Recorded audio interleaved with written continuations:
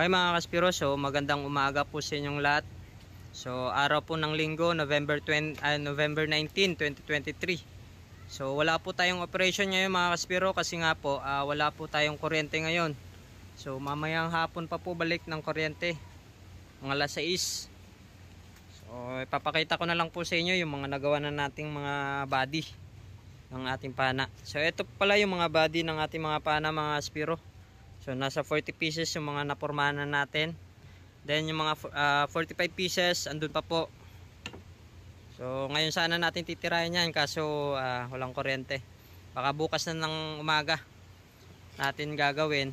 Kasi mamayang hapon isalanganin na. Alas 6 pa kasi yung balik ng kuryente dito.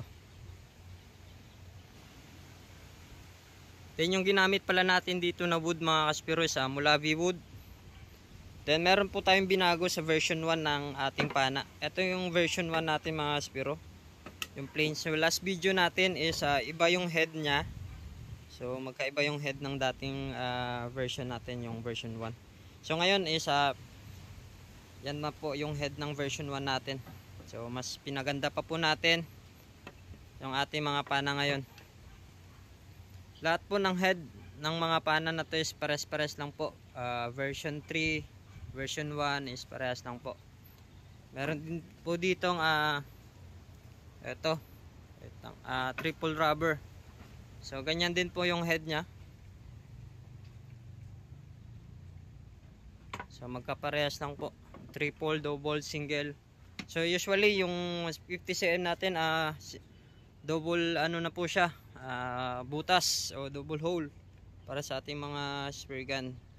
Pero yung rubber nya ay single rubber para at least kapag nag-upgrade po kayo ng double rubber, meron na pong nakaabang na butas para sa mga pana nyo. Yan. Lahat po to is dalawang rubber po ang ating nilagay. Dalawang butas. Para if in case na mag-upgrade kayo sa 50 cm ng dalawang rubber is meron na pong nakaabang na butas dito. Then ito naman po yung mga accessories natin or trigger mechanism pala. Yung mga accessories natin natapos na po natin.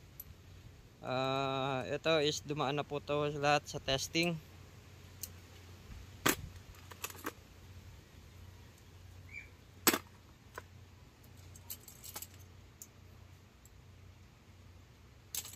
Medyo malikabok lang mga kaspiro kasi pinagkuhaan po natin to ng sukat lahat. So ito po is nakakabit na po lahat to sa mga naka-assign na number. May mga number to sa likod. Yan.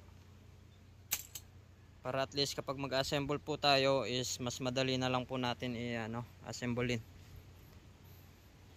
So ito lang muna yung update natin sa ngayon mga kaspiro. So pasensya na po talaga kayo.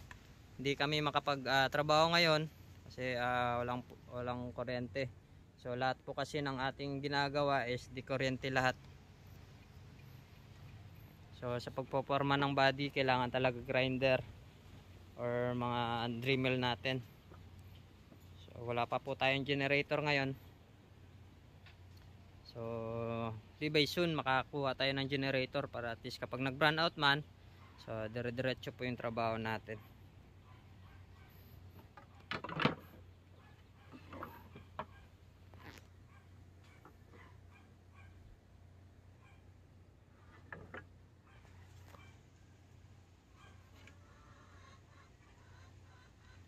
So liliyain pa po natin to mga kaspiro para at least kapag magpatong po tayo ng primer epoxy makinis na po siya. Then liliyain ulit po natin ng primer ng nasa 250 grip na liya. Tsaka po tayo magpapatong ng base coating natin. So hanggang dito na lang yung update natin sa ngayon mga kaspiro. So ngayong week makapag primer epoxy na po tayo. Then next week estimated natin by end of this month ma-release na po natin.